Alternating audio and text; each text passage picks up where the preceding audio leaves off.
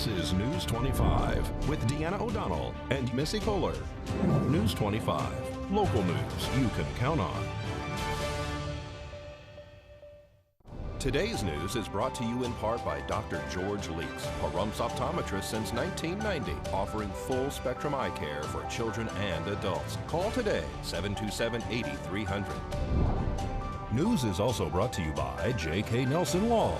Call 727-9900 today for your free consultation. If you need a lawyer, you need Nelson. News 25 is also brought to you by Silver State Health, Pahrump's exclusive pediatric care clinic. Call 775-505-1214 for an appointment. Welcome. I hope you had a wonderful weekend. I'm Deanna O'Donnell. Hi, I'm Missy Kohler. We're glad to have you with us tonight. This is News 25, and it is April 12th.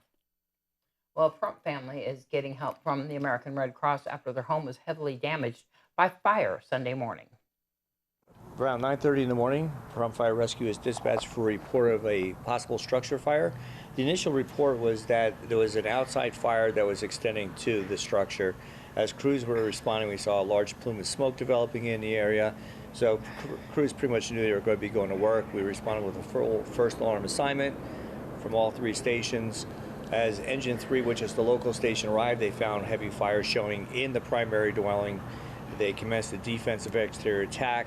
They determined that all occupants were accounted for. There was one cat missing, but the remainder of the dogs were also accounted for.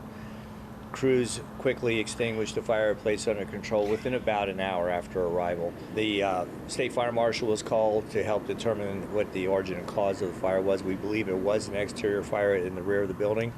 Then it extended up.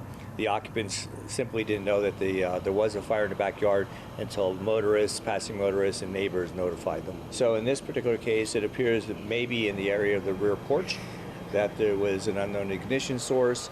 Now, that part of it is still under investigation. We don't suspect anything less than accidental at this point, but we'll reserve that right, based on what we uncovered through the investigation with the state fire marshal. We did assess 3 people on the scene for injuries and illnesses that were unrelated to the fire, exacerbations of existing respiratory and cardiac, things like that.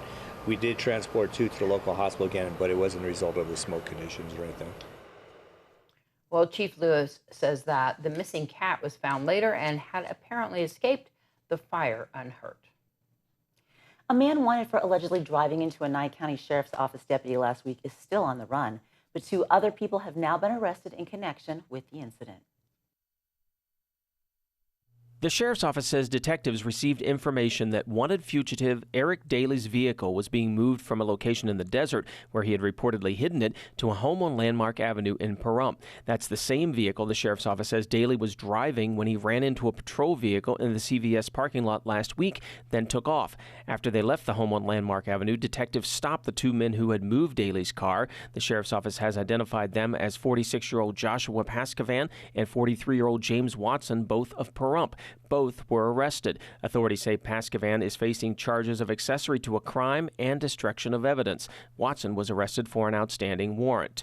Nye County detectives then went back to Landmark Avenue to recover Daly's vehicle, a Mitsubishi Lancer Evolution. Daly is still on the run, and he's believed to be in Las Vegas at this time. If you have any information that can help the Sheriff's Office locate Daly, you're asked to call them at 775-751-7000. Confidential tips can also be emailed to sheriff@co.nye.nv.us.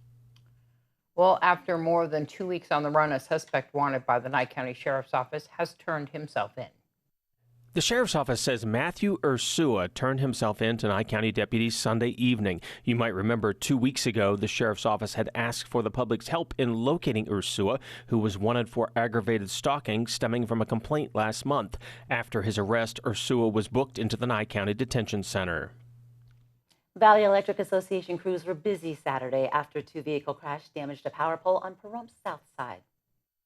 We arrived on location in short fashion and found a 2-vehicle accident. Both vehicles sustained moderate damage, including a power pole was broken at the base. We found that to be an additional scene hazard. Part of our initial risk assessment determined that one of the occupants was unable to egress out of the vehicle. We upgraded that to a rescue assignment. Engine 1, which is also an EMS and rescue vehicle, arrived, quickly did a driver's side door pop, We brought that patient out and removed him to a safe position and transported him to the local hospital. The utilities right at the base of that power pole were broken in such a fashion that it was very difficult for them to remove the remainder that was deeply seated in the soil. So they simply cut it off at the base and installed a new pole. All the latest from the business world is coming up after the break, so stick around. You're watching News 25, the most recognized and farthest reaching local news in Nye County. News 25, local news you can count on. This segment of the news is brought to you by Pahrump Veterans of Foreign Wars Post 10,054. Open to our veterans and our community. Stop by or give them a call. Welcome back. Cryptocurrency exchange platform Coinbase prepares to go public. Amazon workers in Alabama say no to the union, and we have details of the president's budget proposal. Here's Angela Miles with today's Business First Brief. Topping our news, a high-profile IPO is happening this week. Coinbase, the leading exchange of cryptocurrencies, including Bitcoin, will begin trading on the NASDAQ Wednesday under the ticker symbol COIN. Coinbase is valued at around $68 billion, but that valuation could easily rise to $100 billion. Amazon workers at the Bessemer, Alabama warehouse have voted no to starting up a union. The retail, wholesale, and department store union would have represented employees. The union is challenging the vote and says Amazon used illegal tactics during the voting process. Amazon responds that the union will say Amazon won the election by intimidating employees, but it's not true. President Biden's first budget totals $1.5 trillion. It calls for a big boost to low-income schools, public health, and climate change programs, with a slight bump up to funding for the Pentagon. A two-vehicle accident at Highway 160 in Bella Vista today caused significant damage to two vehicles, but no severe injuries. Right around the lunch hour today, we were dispatched for a report of a two-vehicle accident with injuries. As I arrived on location, I found a two-vehicle accident as described.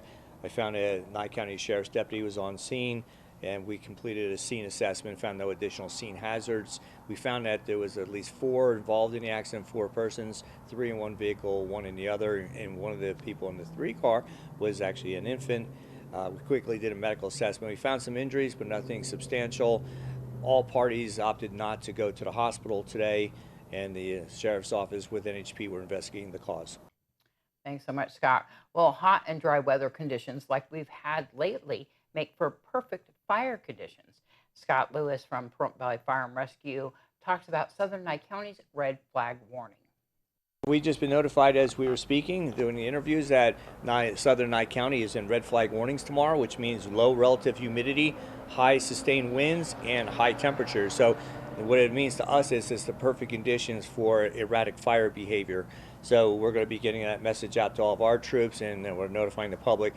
There will be no controlled burning tomorrow for at least the next 24 hours. If, in fact, you had a controlled burn today while the conditions were good, please make sure it's dead out, because as these winds develop, it can cause those embers to be spread onto neighboring properties. And with those other conditions that we just described, we could have a catastrophic fire. Jenny Sarton of the Pahrump Valley Chamber of Commerce was present at the April 6th Board of County Commissioners meeting to ask for issuance of an outdoor festival license for the 2021 Pahrump Balloon Festival. The event is scheduled to be held on April 29th through May 2nd and would be held at Ian Deutsch Park. The festival is in its 8th year and in the past has been held at Petrock Park. Mark Brodling of Pahrump Valley Little League phoned into the meeting to inform the commissioners that the league was just notified of the event and the festival would take precedence over baseball games that had been scheduled for that weekend. It was noted that users of the park are all told that a large community event will preempt previously scheduled events. Sarton said that the festival is being moved to Ian Deutsch Park because it is a fenced area that enables the number of attendees to be monitored per state COVID criteria for large gatherings. Public comment went both ways. While one person stated that the kids needed to stay in the park for their games since COVID had kept them from so many activities this last year, another person commented that it is policy that large events that bring tourism into Pahrump should take precedence. The problem all boiled down to a large fenced area. Commissioner Strickland suggested that for the time being, temporary fencing be installed at Petrick Park so that the park would meet the state requirements for large gatherings. She also suggested that installing permanent fencing using COVID funding would be a good use of that money so that more events could take place. County Manager Tim Sutton called a contact at the state and was told that for either group to move locations, it would require 30 days' notice to submit a large gathering plan to the state. He said that it is likely that that could be waived so that the Little League can submit a new large gathering plan and use Petrick Park that weekend. Sutton also spoke with Tim Dahl, Director of Public Works, and the two agreed that temporary fencing can be installed without adding an agenda item to the BOCC meeting. The commissioners voted 5-0 to allow the permitting of the balloon festival at Ian Deutsch Park and install temporary fencing at Petrick Park so that the Little League may play their games there that weekend as well. How to cope with the stress of working from home. We'll have details on that just after the break. You're watching News 25, brought to you by Mountain West Lawyer, Injury Attorneys, 727-9500. News 25, local news you can count on. News is brought to you by Canyon Ridge Periodontics. Give them a call at 702-966-0302. Welcome back. A fun summer family event was funded at the April 6th Board of County Commissioners meeting. The Board of County Commissioners approved an amount not to exceed $15,000 to fund the Pahrump movies in the park for 2021. The funding for the summer movies comes from the Pahrump Room Tax Fund.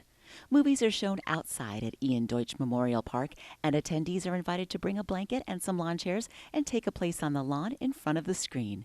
Remember, no barbecues or fires are permitted, and movies could be canceled due to weather. Movies are free. This summer's movies have not yet been announced, so keep an eye on the Movies in the Park Facebook page for a list of movies to be shown and event start dates. Working from home during the pandemic can be stressful. Many people's personal and professional lives have suddenly blended together, which can create new challenges in their day.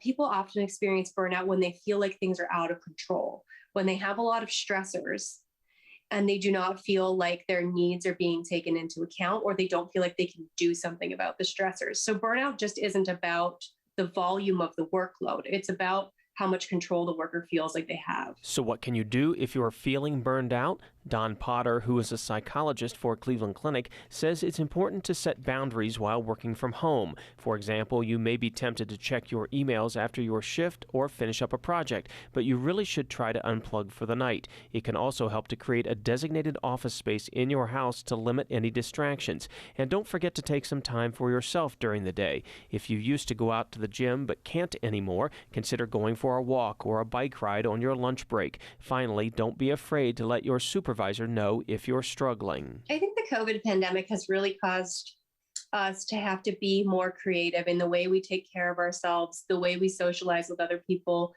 the way we work, and the way we stay connected. And so to manage burnout, the same sort of creativity and flexibility is required. She says it's normal to feel stressed about work sometimes, but if it's starting to become a major disruption to your life, you should talk to a medical professional.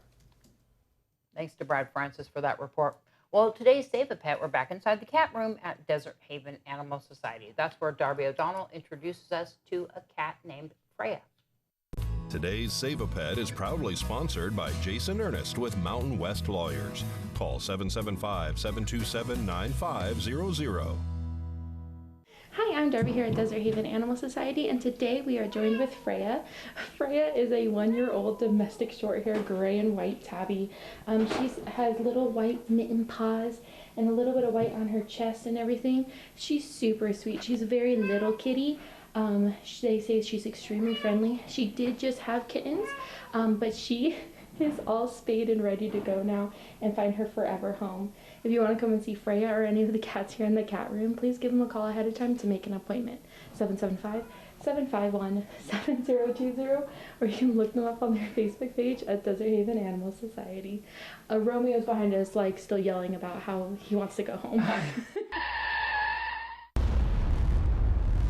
News 25 WeatherCam is brought to you by Lerner and Rowe Injury Attorney's Office in Pahrump. In a wreck, need a check? Call 702-877-1500. Hey, good evening, Nevada. What a gorgeous day we had this afternoon. Oh, man, just looking out the weather window, it is fantastic out there right now. We got kind of a spaceship-looking cloud coming up over the mountains. I think we're all doomed. I don't see doom in the forecast, actually. We'll tell you about all the weather we got coming up. News 25 weather is brought to you by Dairy Council of Nevada. The splash of cream in your coffee, the dollop of sour cream on your burrito, the melted toasty cheese on your pizza. Undeniably delicious, undeniably dairy. Enjoy what's real. Hi, good evening, Nevada. It's John Kohler from the KPVM Channel 25 Weather Studios. This is your Monday weather report. Nice to see you on the other side of the weekend, by the way. Congratulations, you made it through safe. And we got a whole new week to look forward to. And what a week we have in the weather. Oh, my gosh. Fernley, Fallon, Carson City, Tonopah, Goldfield, we're all celebrating mid to high 60s for highs at the Gateway and Beatty. It's 80 degrees for a high mark today. Amargosa and Las Vegas, you're looking sporty at 84 and 87 for your highs today. Death Valley, 94 degrees, 64 for a low tonight. And here in the paradise of Pahrump, where the grass is green and everybody's cool, it's 83 degrees. Yes, 84 was our high today. Wonderful afternoon. Winds blowing lightly 9 miles per hour out of the southwest. Sun rose this morning at 6:14 a.m. Setting this evening at 7:15. That's like 13 hours and 1 minute of daylight. Not too bad. Nice long day. Low tonight about 54 degrees. That's tolerable, I'll tell you. East-southeasterly winds to 8 miles per hour. Going to be picking up as we head into tomorrow with humidity at 16%. It's kind of bone dry. And what do we got? Look at those winds, 28 miles per hour. Oh, gosh, just like Scott Lewis is telling us, it's kind of fire danger weather. We got high winds. We got high temperatures, 83 degrees. It'll cool off a little bit Tuesday or Wednesday, Thursday, and then start heating up again as we head towards the weekend. It's going to winds averaging about 12, 13 miles per hour. And we're going to finish out the next 7 days with highs creeping up on 90 degrees. Look at that weather. And as you can see, when we do have the high winds, we have the high temperatures and the low humidity like we got. It's fire danger weather, especially Scott Lewis, our fire chief, clued us in about all of this. Red flag warning tomorrow. Try not to burn anything out in the yard. Keep it, keep it under control. We don't want a fire because the conditions are just right to spread something out there in the desert. All right, back to the desk, duly warned. And it's Missy, Indiana. Thanks so much, John. Well, we do want to let everybody know that tonight's vaccine clinic there at the Beatty Community Center has actually been extended to 7 p.m. So if you want to get that Johnson & Johnson vaccine, it's a one-shot vaccine, they have extended it this evening. And, of course, they're going to be at Goldfield on Wednesday, right? On Wednesday. They'll be there at the Goldfield Visitor Center, and they'll be there from noon until 6 p.m. There you go. And, of course, they're free. And go down and get your vaccines. That's going to wrap up this edition of News 25. I'm Deanna O'Donnell. I'm Missy Kohler. Thanks for watching and have a great evening. Good night.